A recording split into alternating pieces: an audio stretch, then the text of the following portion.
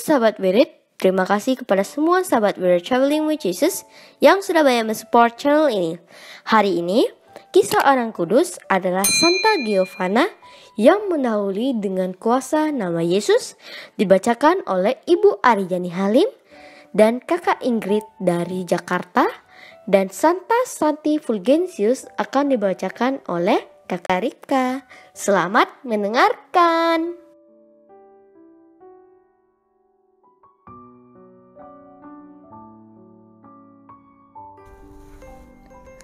Hari ini kita merayakan pesta nama Yesus yang tersuci.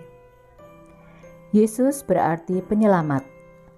Nama ini diberitahukan kepada perawan Maria oleh malaikat Gabriel.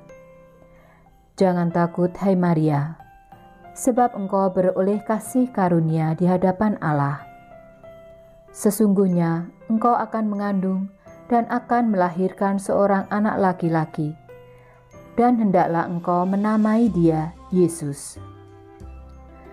Juga kepada Yusuf suami Maria, malaikat Gabriel berkata, Yusuf anak Daud, janganlah engkau takut mengambil Maria sebagai istrimu, sebab anak yang di dalam kandungannya adalah dari Roh Kudus.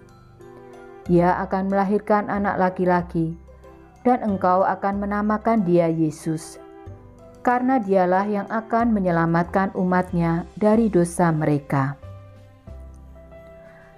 Sudah selayaknya pada pesta nama Yesus ini, kita menunjukkan hormat dan bakti kita. Karena dalam nama Yesus itulah kita diselamatkan dari kutukan dosa. Nama Yesus memiliki kekuatan ilahi. Atas nama dan dengan nama Yesus, para rasul membuat mujizat sambil mewartakan Injil dengan penuh semangat dan keberanian. Itulah sebabnya Allah sangat meninggikan dia dan mengaruniakan kepadanya nama di atas segala nama, supaya dalam nama Yesus bertekuklah segala yang ada di langit dan yang ada di atas bumi dan yang ada di bawah bumi, dan segala lidah mengaku Yesus Kristus adalah Tuhan, bagi kemuliaan Allah Bapa.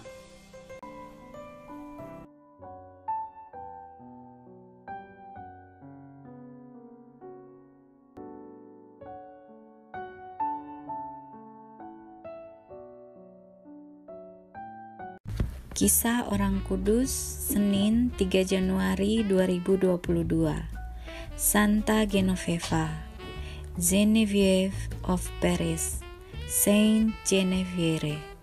Santa Genoveva dilahirkan sekitar tahun 422 di Nanterre, sebuah desa kecil 4 mil jauhnya dari Paris. Ketika masih sangat muda, ia rindu untuk membaktikan hidupnya kepada Yesus. Setelah kedua orang tuanya meninggal dunia, Genoveva tinggal bersama neneknya. Ia menghabiskan waktunya dengan berdoa setiap hari. Ia menjadi sangat akrab dengan Yesus dan ingin membagikan kebaikannya kepada orang-orang lain juga. Genoveva adalah seorang gadis yang lemah lembut dan murah hati. Dengan caranya sendiri, ia melakukan hal-hal yang mendatangkan kebaikan bagi sesama.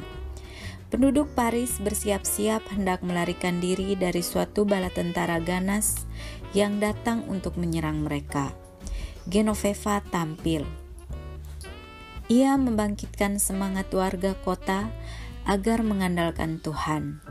Ia mengatakan bahwa jika mereka melakukan mati raga, maka mereka akan dibebaskan. Orang-orang percaya dan melakukan apa yang dikatakannya, dan bala tentara Hun yang ganas sekonyong-konyong berbalik kembali. Mereka tidak menyerang kota sama sekali. Santa Genoveva mengamalkan belas kasihan dan ketaatan pada kehendak Allah setiap hari sepanjang hidupnya, bukan hanya pada waktu kesesakan. Tak pernah ia menyerah dalam melakukan sebanyak mungkin kebajikan.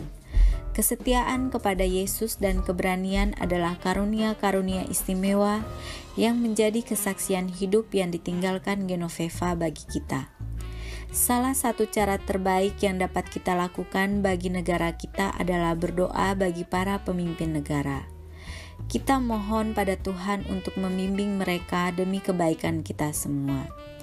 Santa Genoveva memberikan teladan kesetiaan dan keberanian dalam mengandalkan Tuhan, teristimewa dalam masa sulit di negaranya.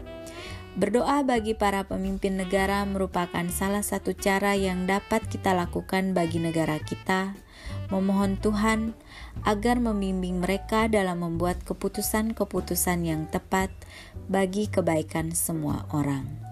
Arti nama: Genevieve, pohon juniper. Prancis, gelombang putih, roh putih, Wales.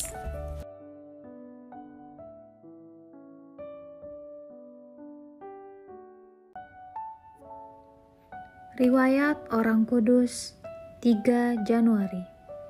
Santo Fulgentius, uskup dan pengaku iman.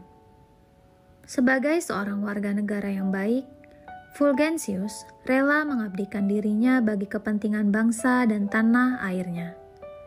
Ia menjadi seorang pegawai pemerintah di kota Kartago pada dinas perpajakan. Pekerjaan ini menjemukkan dan kerap menimbulkan pergolakan batin yang luar biasa.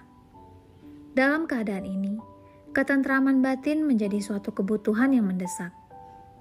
Buku komentar Mazmur-Mazmur dari Santo Agustinus sungguh membantu Fulgentius dalam usahanya memperoleh kedamaian batin. Buku komentar ini jugalah yang membimbing Fulgentius ke gerbang hidup membiara sebagai seorang rahib yang saleh dan setia. Kedamaian batinnya di dalam biara ini tiba-tiba diguncangkan oleh serangan kaum Arian. Seorang imam Arian menyuruh orang-orang Numidia menyiksa dan menyesah Fulgentius. Uskup Arius yang khawatir akan pembalasan dari Fulgentius mengusulkan agar imam itu juga disiksa. Namun, Fulgentius yang mengetahui rencana uskup Arius itu berkata, "Kita orang Kristen tidak boleh membalas dendam kepada siapa saja yang memperlakukan kita semena-mena. Biarlah Tuhan yang bertindak atas orang itu. Tuhan lebih mengetahui cara yang tepat untuk membetulkan apa yang salah pada hamba-hambanya. Oleh karena itu, biarkanlah Tuhan yang bertindak atas orang itu. Jikalau saya menyakiti imam itu, tentu saja saya akan kehilangan pahala yang disediakan Tuhan bagiku. Selain itu, tentu saja hal itu akan menjadi batu sandungan bagi umatku." Karena tantangan-tantangan yang dihadapinya di Mesir, ia pergi ke Roma. Ketika terjadi penganiayaan terhadap orang-orang Kristen di Roma, ia kembali lagi ke Afrika. Di sana, ia diangkat menjadi uskup kota Ruspua. Rupanya sudah menjadi nasibnya bahwa dimanapun dia berada, kesulitan dan tantangan selalu mendampinginya. Kaum bidah Arian terus saja mengejarnya. Bersama beberapa uskup ortodoks, ia dibuang ke Pulau Sardinia. Di tempat ini, ia menulis banyak buku pembelaan iman. Setelah Arius, pengajar aliran sesat itu, meninggal dunia pada tahun 336, ia kembali ke keuskupannya dan menjalankan tugasnya seperti biasa. Pada hari-hari terakhir hidupnya, ia menyepi seorang diri di sebuah pulau hingga hari wafatnya pada tahun 533.